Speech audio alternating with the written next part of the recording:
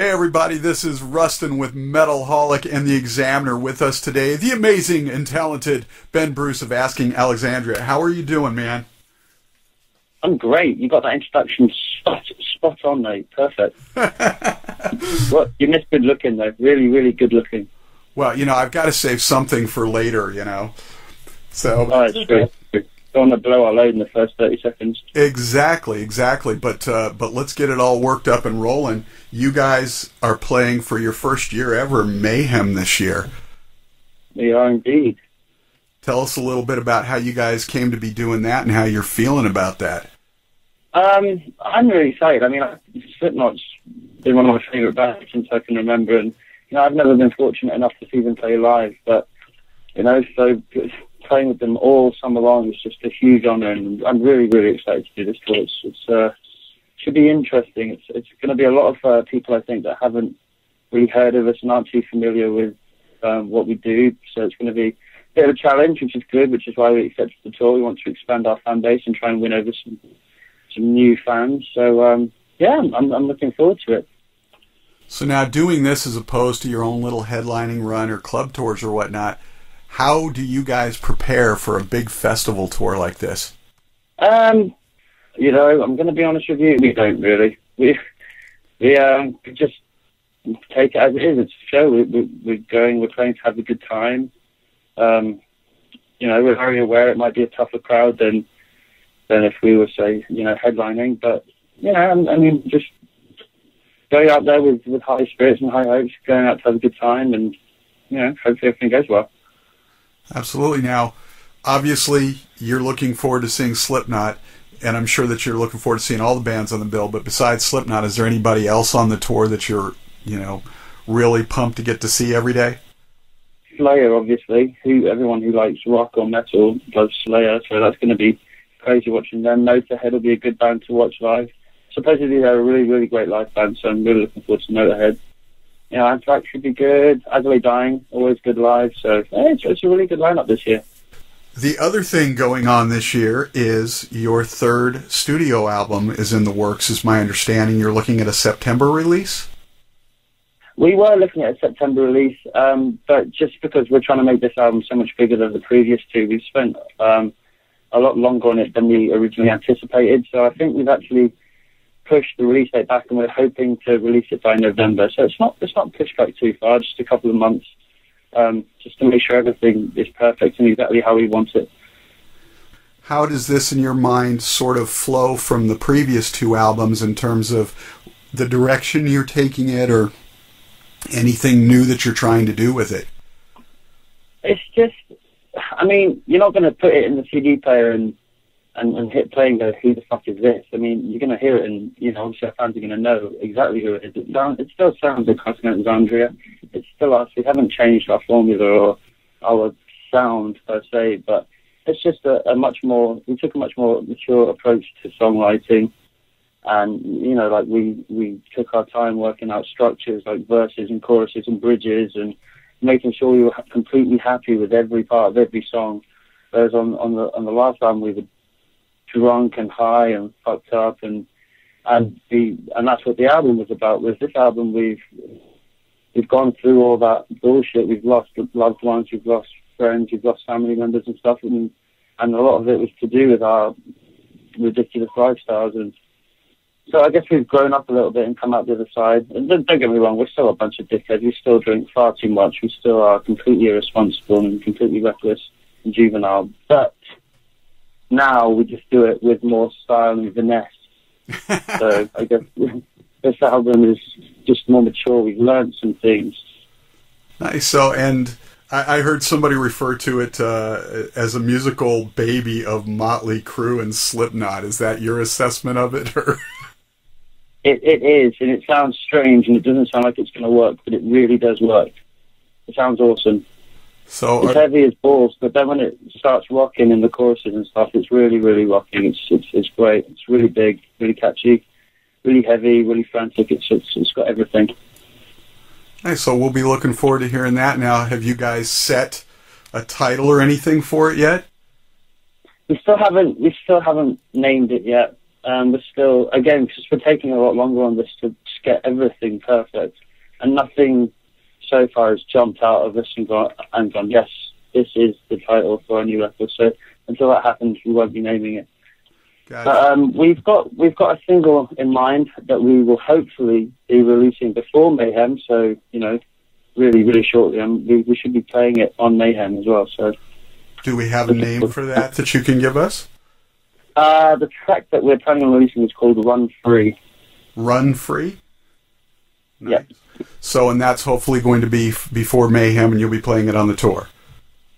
Fingers crossed. And if it's not before Mayhem, it will be during. But we will be playing it on tour, yes. Sweet. So we've got something extra special to look forward to. So, and you guys move pretty fast. I mean, you're taking longer on this one, but you move pretty fast because the last album, you know, just came out last year. Plus, you had the EP, and then on top of all of that, you made the film that you guys put out Through Sin and Self-Destruction. Tell us, I mean, you guys have had a lot on your plate, for one thing. How are you managing to juggle all these balls at once? I think it's because everyone nowadays has ADD, I swear to God. So, you know, we're under the impression that if we sit down and try and relax, kids are gonna just forget and move on to the next thing. We always want to stay relevant, stay fresh, which is why we push ourselves to release something so often. And it's not just people, those people that have ADD. I think we do too. You know, I mean, we get restless when we're not writing new stuff and producing new things. Whether it be Through Sin and Self-Destruction, a short film, or whether it be a remix album or an EP that has Skid Row covers or a new album, we get restless and angsty if we're not writing or creating something new for even ourselves to listen to. So I guess we just, despite how busy we are, we always find time to get those creative juices out. Well, talk a little bit, if you will, about Through Sin and Self-Destruction.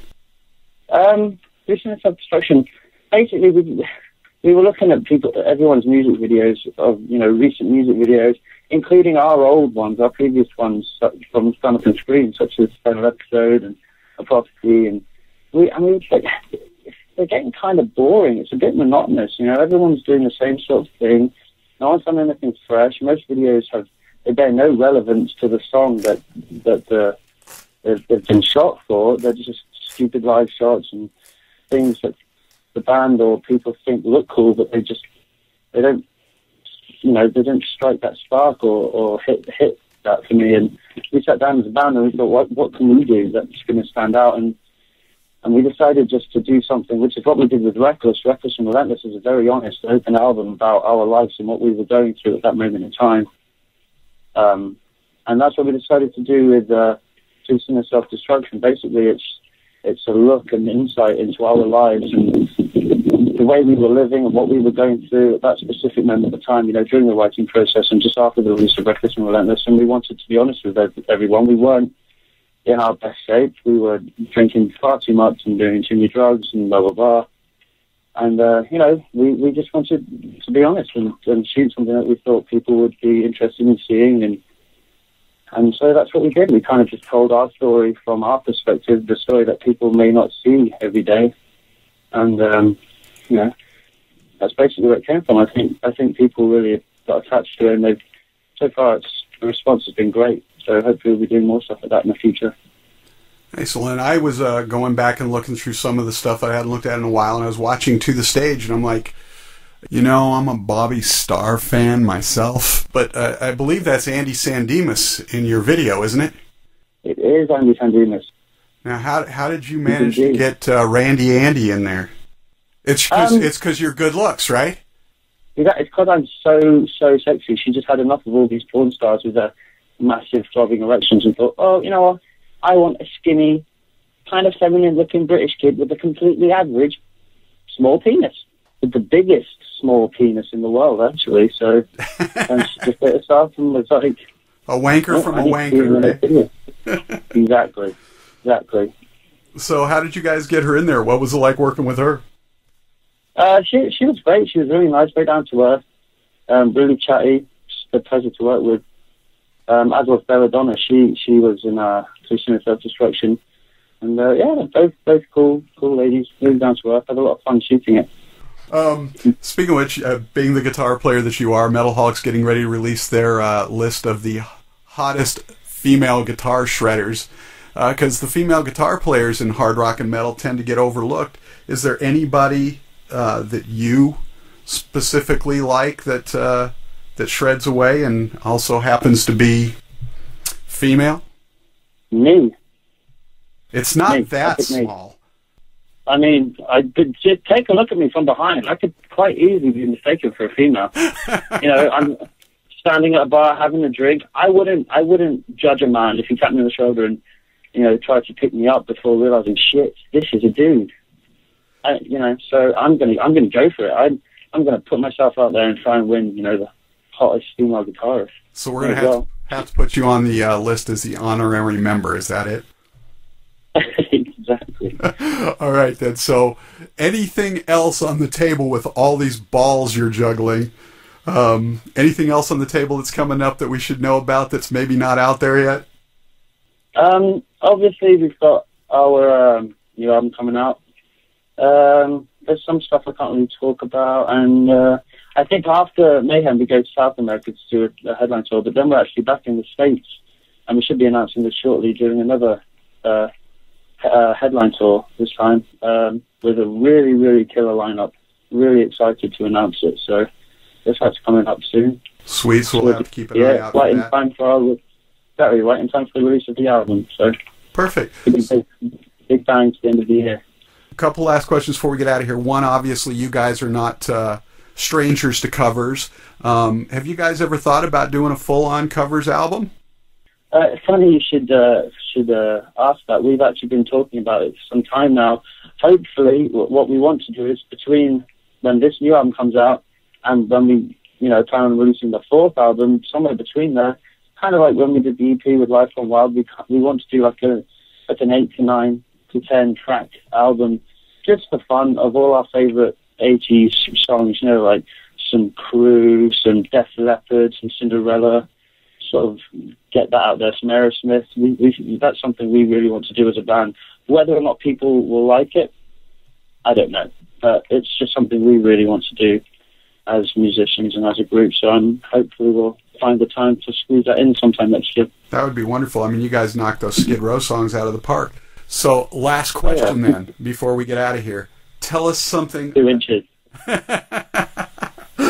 Besides that, tell us something about Ben Bruce that might surprise people. Oh, apart from the 2 inches, I guess the reason I started playing guitar in the first place was because of Grease, the musical Grease. Apparently when I was a little kid, I used to stand up in front of it, like really, really tiny kid, with a tennis racket and just pretend to play guitar and sing along to the whole movie. I don't remember this, it's what my mother tells me, so... John Travolta and Olivia Newton-John and their sexy dance moves are the reason I am here today. Nice. Ben Bruce, Asking Alexandria, getting ready to go on the Mayhem Festival tour for the first time. Looking forward to that. The new album this fall now. And, of course, maybe the covers album next year. So we're looking forward to all of that. Make sure you get out there, support the band. Ben, thanks so much for taking the time to talk with us. No problem. Thank you. All right. Take it easy, brother. Take care of yourself, mate. Cheers. Bye.